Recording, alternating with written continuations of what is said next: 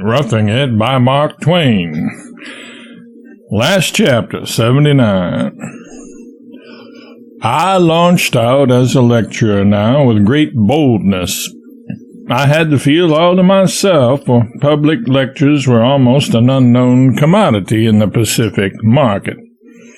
They are not so rare now, I suppose.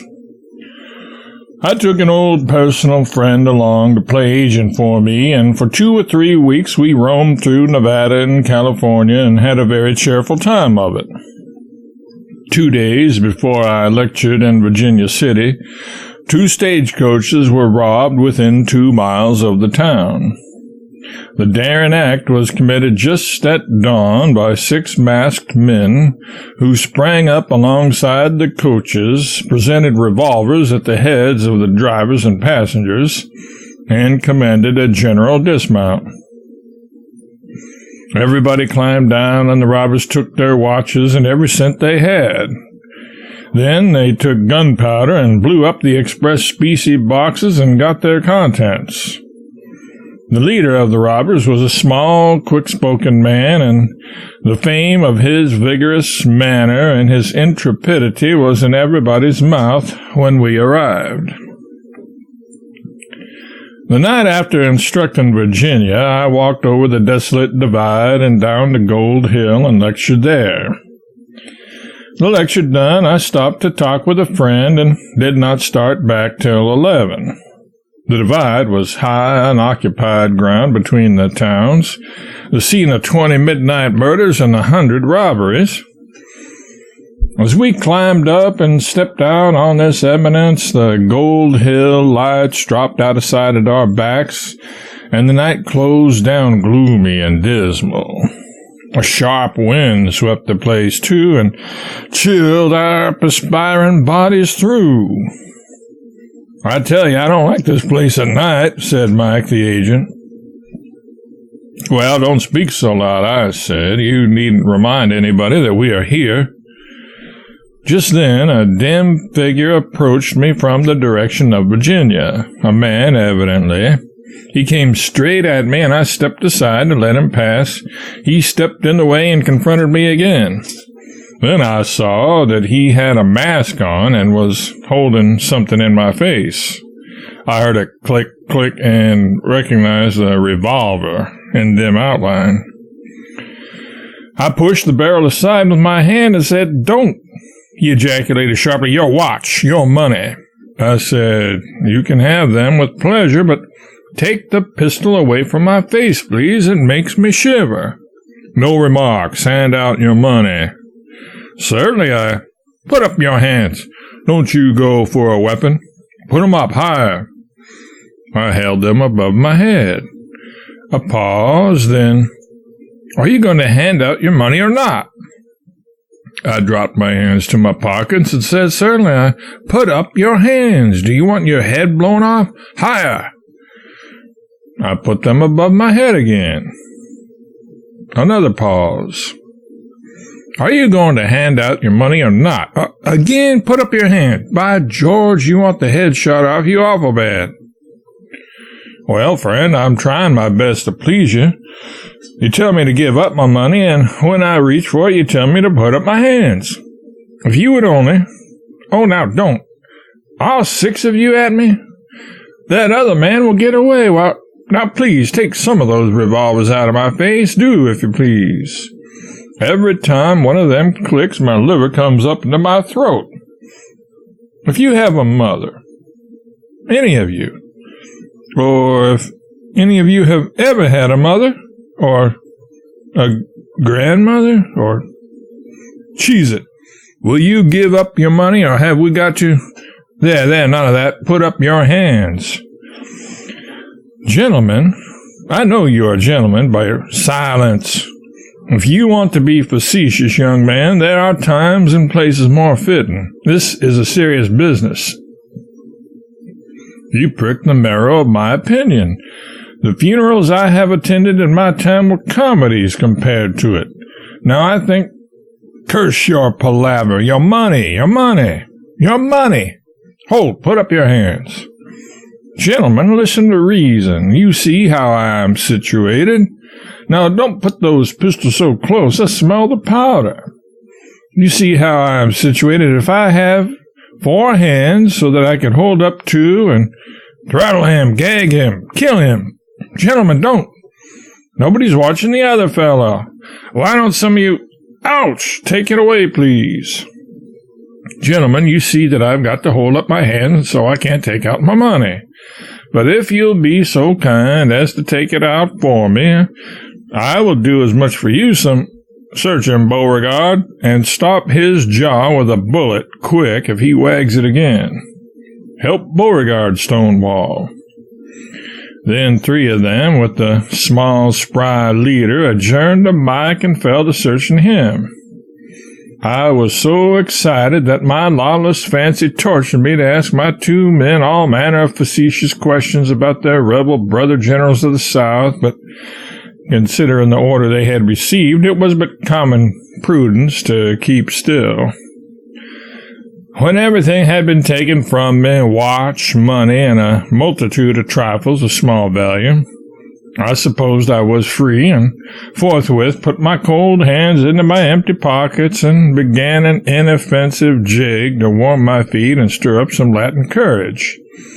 But instantly all pistols were at my head, and the order came again. They stood Mike up alongside of me with strict orders to keep his hands above his head, too, and then the chief highwayman said, Beauregard, hide behind that boulder. Phil Sheridan, you hide behind that other one. Stonewall Jackson, put yourself behind that sagebrush there. Keep your pistols bearing on these fellows, and if they take down their hands within 10 minutes, or move a single peg, let 'em have it. The 3 disappeared in the gloom toward the several ambushes, and the other 3 disappeared down the road toward Virginia.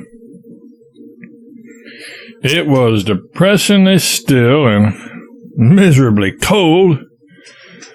Now, this whole thing was a practical joke, and the robbers were personal friends of ours in disguise, and 20 more lay hidden within 10 feet of us during the whole operation listening.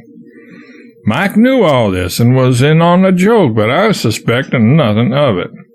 To me, it was most uncomfortably genuine. When we had stood there in the middle of the road 5 minutes like a couple of idiots, with our hands aloft, freezing to death by inches, Mike's interest in the joke began to wane. He said, The time's up now, ain't it? No, you keep still. Do you want to take any chances with these bloody savages? Presently, Mike said, Now the time's up anyway. I'm freezing. Well, freeze. Better freeze and carry your brains home in a basket. Maybe the time is up, but how do we know? Got no watch to tell by. I mean to give them good measure. I calculate to stand here 15 minutes or die. Don't you move. So, without knowing it, I was making one joker very sick of his contract. When we took our arms down at last, they were aching with cold and fatigue, and when we went sneaking off, the dread I was in that the time might not yet be up and that we would feel bullets in a moment was not sufficient to draw all my attention from the misery that racked my stiffened body. The joke of these highwaymen friends of ours was mainly a joke upon themselves, for they had waited for me on the cold hilltop 2 full hours before I came, and there was very little fun in that. They were so chilled that it took them a couple of weeks to get warm again. Moreover, I never had a thought that they would kill me to get money, which it was so perfectly easy to get without any such folly, and so they did not really frighten me bad enough to make their enjoyment worth the trouble they had taken. I was only afraid that their weapons would go off accidentally. Their very numbers inspired me with confidence that no blood would be intentionally spilled. They were not smart. They ought to have sent only one highwayman with a double-barreled shotgun if they desired to see the author of this volume climb a tree. However, I suppose that in the long run I got the largest share of the joke at last, and in a shape not foreseen by the highwaymen. For the chilly exposure on the divide while I was in a perspiration gave me a cold which developed itself into a troublesome disease and kept my hands idle some 3 months, besides costing me quite a sum in doctor's bills. Since then, I play no practical jokes on people and generally lose my temper when one is played upon me. When I returned to San Francisco, I projected a pleasure journey to Japan and thence westward around the world. But a desire to see home again changed my mind, and I took a berth in the steamship, bade goodbye to the friendliest land and livest, heartiest community on our continent, and came by the way of the Isthmus to New York. A trip that was not much of a picnic excursion, for the cholera broke out among us on the passage, and we buried 2 or 3 bodies at sea every day. I found home a dreary place after my long absence, for half the children I had known were now wearing whiskers or waterfalls, and few of the grown people I had been acquainted with remained at their hearthstones prosperous and happy. Some of them had wandered to other scenes, some were in jail, and the rest had been hanged. These changes touched me deeply, and I went away and joined the famous Quaker City European excursion and carried my tears to foreign lands. Thus, after 7 years of vicissitudes, ended a pleasure trip to the silver mines of Nevada, which had originally been intended to occupy only 3 months. However, I usually miss my calculations further than that. Moral? If the reader thinks he is done now, and that this book has no moral to it, he is in error. The moral of it is this: if you are of any account, stay at home and make your way by faithful diligence. But if you are of no account, go away from home, and then you will have to work whether you want to or not. Thus you become a blessing to your friends by ceasing to be a nuisance to them, if the people you go among suffer by the operation.